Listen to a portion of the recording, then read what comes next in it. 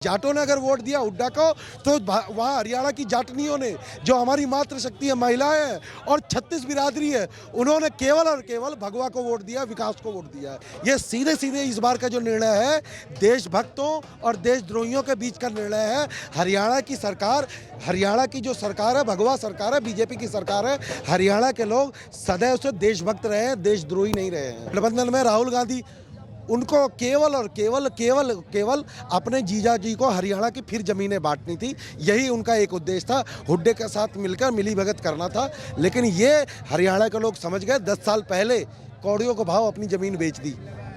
आज वो देख रहे हैं उन ज़मीनों पर महल बने हुए हैं, लेकिन किसके? रॉबर्ट वाड्रा के। 10 दिनों में राहुल गांधी के जो प्रचार हुआ, राहुल गांधी की जो जलेबियाँ बटी, उससे प्रधानमंत्री मोदी जी और भाजपा के सभी लोग निश्चिंत हो गए कि अब हमें स्टार प्रचारकों की अपने स्टार प्रचारकों की जरूरत नहीं है। हमारे अघोषित स्टार प्रचारक जो 2014 से लेके भाजपा की सरकार हर जगह बनवा रहे हैं, जहां जहां उन्होंने प्रचार किया वहां वहां कांग्रेस डूबी और भाजपा और कमल खिला। भारत का और हरियाणा का वो व्यक्ति है जिसने देखा कि हुड्डा की सरकार में केवल और पर्ची और खर्ची से ही जब पैसे दे के नौकरी लगी है, और वो भी हुड्डा के गिने चुने 8-10 परिवारों में। पूरे जाट समाज के बच्चे अगर नौकरी पे होते तो आज ये स्थिति ना आती कि वापस भाजपा को वोट देना पड़ता और बार बार ये रोजगार का मुद्दा आता। और लोगों को आज वोट देते समय ये याद आया कि 2014 से पहले हुड्डा की जब सरकार थी तो हुड्डा के जितने गुंडे थे, जैसे यूपी में होता था अखिलेश के गुंडे तुरंत जागृत हो जाते थे, वैसे ही हुड्डा के भी गुंडे जागृत हो गए। लोगों को याद आ गई 2014 से पहले शाम के 5 बजे के बाद घर से बाहर नहीं निकला जाता था। लेकिन आज प्रधानमंत्री मोदी जी और नायब सिंह सैनी भाजपा भगवा की सरकार के अंदर में रात में आप चाहे 10 बजे निकलिए, 11 बजे, 12 बजे, बिल्कुल निश्चिंत तौर पे निकलिए। और रही बात, आप अगर ये बात कहते हैं कि हरियाणा में जाटों ने भी वोट दिया है, मैं एक मुद्दे की बात याद दिलाता हूँ।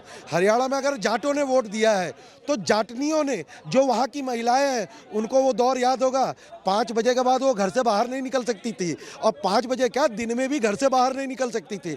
लेकिन आज यहाँ भाजपा की सरकार में वो दिन भर अपने खेतों में, दूर दूर उनके खेत है, वहाँ पे भी जाके काम कर सकते हैं और निश्चित रूप से काम कर सकते हैं, क्योंकि बेटी बचाओ बेटी पढ़ाओ का नारा प्रधानमंत्री मोदी जी और भाजपा की सरकार ने दिया है। ये एक मेन मुद्दा है। जाटों ने अगर वोट दिया हुड्डा को तो वहाँ हरियाणा की जाटनियों ने, जो हमारी मातृशक्ति है, महिलाएं हैं और 36 बिरादरी है, उन्होंने केवल और केवल भगवा को वोट दिया, विकास को वोट दिया है। यही निर्णय प्रतिफलित हो रहा है। लेकिन एक और जो चुनाव के दौरान में एक बात कही गई कि यहाँ का जवान, पहलवान और किसान तीनों नाराज है भाजपा से।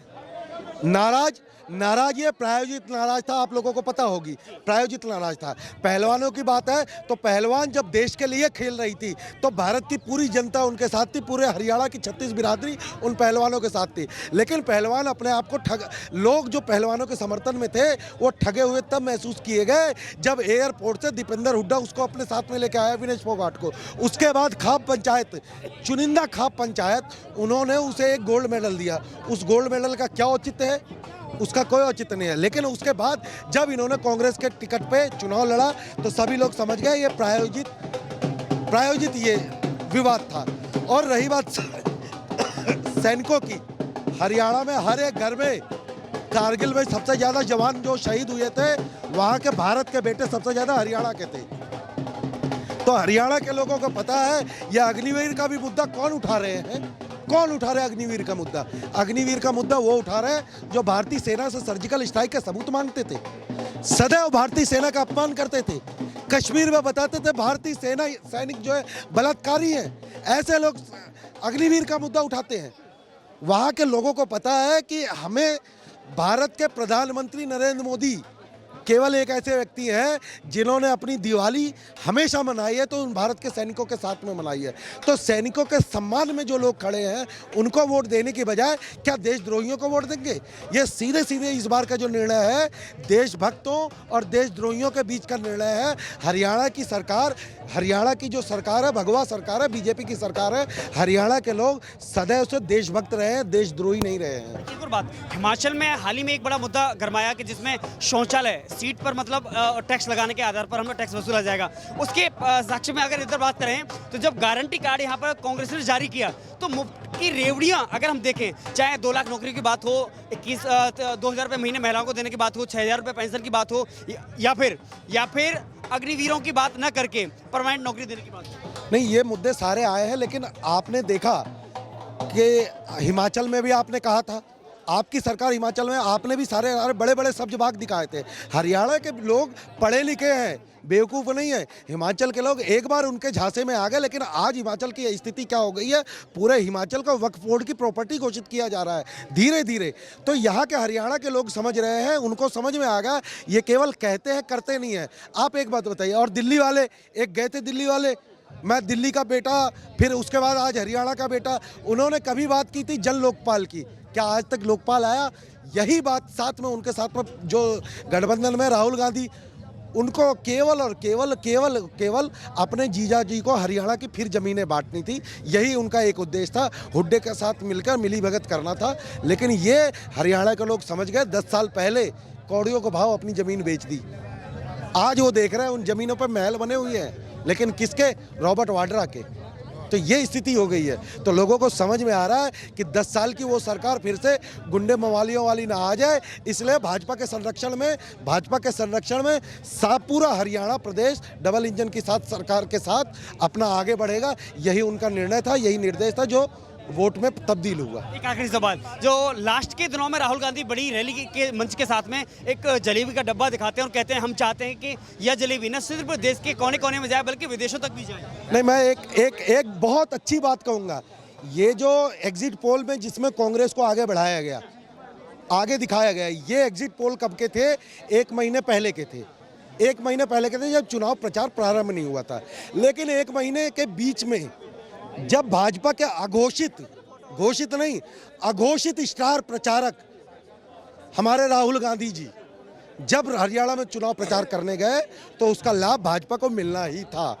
शुरुआत में ये स्थिति बनी कि पूरी भाजपा की पार्टी टेंशन में थी कि हमारे अघोषित स्टार प्रचारक राहुल गांधी जी वहाँ नहीं जा रहे, शायद खेला ना हो जाए, हमारी सीट चली ना जाए।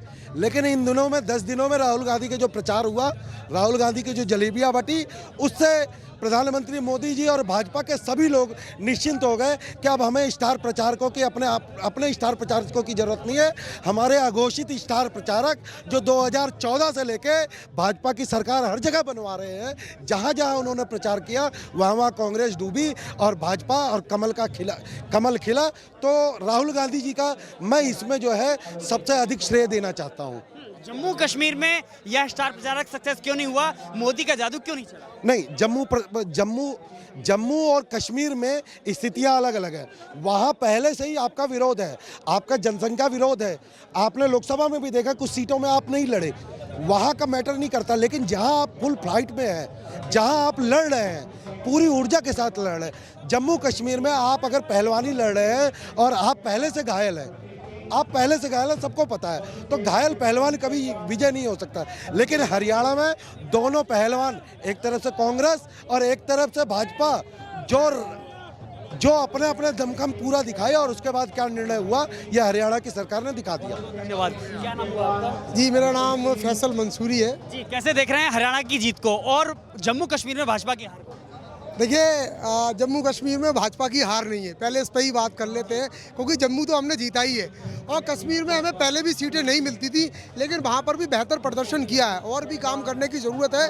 ऐसे हमारे वहाँ से राज्यसभा सांसद है गुलाम अली खटाना जी, जिनको पार्टी ने राज्यसभा भेजा है, तो और काम करने की ज़रूरत है। हम तो उसको भी जीत मानते हैं और ख़ासकर हरियाणा की जनता को मेरी तरफ से बहुत बहुत मुबारकबाद। आपके चैनल के माध्यम से मैं उन सभी का आभार व्यक्त करता हूं कि देखिए, आप पिछली बार से ज़्यादा सीट आई है और बड़े बड़े दिग्गज जो कांग्रेस के कह रहे थे महारथी, आज उनके चेहरे उतरे हुए हैं और जिन्होंने मुख्यमंत्री के सपने देख रखे थे, अपनी कोटियाँ सजवा दी थी, सुबह से काम चल रहा था उनकी कोटियों पर, मालाएं लग रही थी, लड़ियाँ लग रही थी फूलों की, अब वो सब उतर रहे हैं, तो सब फीका हो चुका है। जलेबियां बढ़ रही थी सुबह से, वो उनका जो जैसे जलेबी गोल गोल होती है, ऐसे ही इनके सपने टेढ़े मेढ़े थे। और भारतीय जनता पार्टी ने पहले भी कहा था, आदरणीय प्रधानमंत्री जी ने, हमारे हरियाणा के प्रदेश अध्यक्ष जी ने और मुख्यमंत्री नायब सिंह सैनी जी ने, कि हम स्पष्ट रूप से प्रचंड बहुमत के साथ भारतीय जनता पार्टी की सरकार बनाने जा रहे हैं। डबल इंजन की सरकार बनाने देंगे। हरियाणा की जनता वैसे ही बहुत समझदार है, जिसकी केंद्र में सरकार होती है वो उसी को चुनती है, कोई नया नहीं है। हमारा बहुत बहुत मुबारकबाद। ऐसी कौन सी जो जादू की छड़ी थी जो मोदी की काम कर गई, जो भाजपा को जीत की हैट्रिक दिला गई? क्योंकि बीच में ईवीएम पर भी इलेक्शन कमीशन के कार्यशैली पर भी मंशा खड़ी की गई। देखिए, कांग्रेस की ये पुराना मामला है। कांग्रेस के प्रवक्ता हमेशा जब भी हारते हैं तो ईवीएम पर उंगली उठाते हैं। जब एग्जिट पोल आए थे और आपने देखा था कि 400 पार ही दिखा रहे थे, लेकिन सीटें कम आई लोकसभा में, तो फिर उन्होंने नहीं बोला, बोले नहीं नहीं बहुत स्पष्ट चुनाव हुआ है, बहुत निष्पक्ष चुनाव हुआ है। ऐसे ही सुबह भी ये कह रहे थे कि निष्पक्ष चुनाव हुआ है, निष्पक्ष। अब ये ईवीएम को दोष दे रहे हैं, तो ये उनका पुराना मामला है। हमेशा झूठ, क्योंकि कांग्रेस की, देखिए मैं आपको बताऊं, कांग्रेस की जो मोहब्बत की दुकान जो राहुल गांधी जी ने खोली थी, उसमें नफरत का सामान है। ये सारी जनता जान चुकी है, हरियाणा की नहीं बल्कि पूरे देश की जनता जान चुकी है। कांग्रेस का पतन शुरू हो चुका है। आप देखिए, अब ये बहुत जल्द इंशाल्लाह महाराष्ट्र भी हारेंगे और फिर दिल्ली तो इन्हें हारना ही है। क्या नाम हुआ? देखो, मेरा नाम हरिओम उपाध्याय है और अब जो हरियाणा की जीत है ये बहुत बड़ी जीत है। मोदी जी ने ये दिखा दिया कि पूरे देश के अंदर जो विकास हो रहा है ये विकास की जीत हुई है। क्योंकि जो विकास किया है हरियाणा के अंदर, जो देखा होगा आपने, चारों तरफ विकास की लहर है। क्योंकि चारों तरफ विकास है, सबका साथ सबका विकास लेकर के मोदी जी चल रहे हैं और ये सिर्फ परिवारवाद के साथ चल रहे हैं। क्योंकि इनका जो राहुल गांधी जी हैं वो पप्पू हैं, अभी उनको समझदारी नहीं है, वो पप्पू हैं। वो पप्पू अभी पास नहीं हो पा रहे। क्यों? कभी तो वो आलू की फैक्ट्री लगाते हैं, कभी जलेबी की फैक्ट्री लगाते हैं और अब उनकी सील हो गई है, फैक्ट्री सील हो चुकी है। और अब देखना वहाँ उसके बाद दिल्ली की भी बारी है। अभी दिल्ली में भी सरकार हमारी भाजपा की बनेगी और पूरे देश में सनातनियों की सरकार बनती जा रही है। मोदी ने जो काम किया देखा होगा, जो कश्मीर के अंदर जो लाल चौक पे तिरंगा नहीं लहरता था, आज हमारे हिंदुस्तान का तिरंगा लहर रहा है। वहाँ की जनता ने हरा दिया भाजपा को। देखो, तिरंगा फहराया है, जो तिरंगा फहराया ठीक है, पर कश्मीर में, जम्मू में हमारा सीट प्लस है पहले से और हमारा हमेशा प्लस रहा है। परंतु वहाँ के लोग कुछ नहीं समझ पा रहे। कश्मीर के लोग, जम्मू के लोगों ने साथ दिया, कश्मीर के लोग को पहले भी ऐसे ही करते थे। विकास समझ में नहीं आता उनको, पत्थरबाजी समझ में आती है। परंतु मोदी जी ने उनको मौका दिया है, समझदारी का काम करने का मौका दिया। आपने देखा होगा वहाँ की महिलाओं को कितना विकास किया है। तिरंगे वहाँ बन रहे हैं, झंडे वहाँ दे रहे हैं। जो बड़खल झील है वहाँ पर देखो कितना विकास किया है मोदी जी ने, चारों तरफ विकास कर लिया है। पर उनको विकास नहीं आना समझ में। अरे मोदी जी को चाहते तो, अरे विकास चाहते तो मोदी जी को लाना चाहिए। वो पत्थरबाजी में कुछ नहीं रखा, पत्थर में तो बस जेल में ही जाना पड़ेगा। एक आखिरी सवाल, जुलाना सीट से जो जीत दर्ज की है विनेश फोगाट ने, आपको लगता है कि यह महिलाओं के सम्मान में जो आवाज उठाई गई थी भाजपा के? देखो, ऐसा है, उनका सम्मान है जो भाजपा का, ऐसी कोई बात नहीं है। बाकी भाजपा की जीत है, चारों तरफ से भाजपा की जीत रही है। हाँ जी, मेरा नाम हरियाणा की जीत पर क्या? सर बहुत अच्छा हुआ, जीत गए। ठीक है, कांग्रेस का सुखबड़ा सब जगह जगह हो गया, उत्तर प्रदेश में हो ही गया था। ठीक, ये एक आतंकवादी पार्टी है, इसको मैं कांग्रेस पार्टी नहीं बोलता हूँ। इन्होंने आतंकवादियों को बहुत ज़बरदस्त पाला और अब की बार इन्हीं का नहीं, ये हो या मौलाना अखिलेश यादव जी हों या राहुल खान जिनका आप गांधी बोल रहे हो, मैं पत्रकारों के ऊपर भी मानहानि का केस दर्ज करवाने वाला हूँ। वो जल्दी गांधी वांधी नहीं है। ठीक, ये मौलाना राहुल खान जो हैं, ये हमेशा सनातन विरोधी बयान देते हैं। ठीक, और यहाँ पर योगी जी का बयान बहुत ज़बरदस्त काम किया है कि बटोगे तो कटोगे। और कांग्रेस में पहले सोचता था चलो ठीक है, ठीक ठाक है, लेकिन अब मेरे समझ में आ गया कि वो सरकार ही निकम्मी है, सोनिया जिसकी मम्मी है, और निशानी जो भी उसकी थी उसे अब तोड़ दी मैंने। और कांग्रेस एक निकम्मी पार्टी है, इसलिए छोड़ दी मैंने।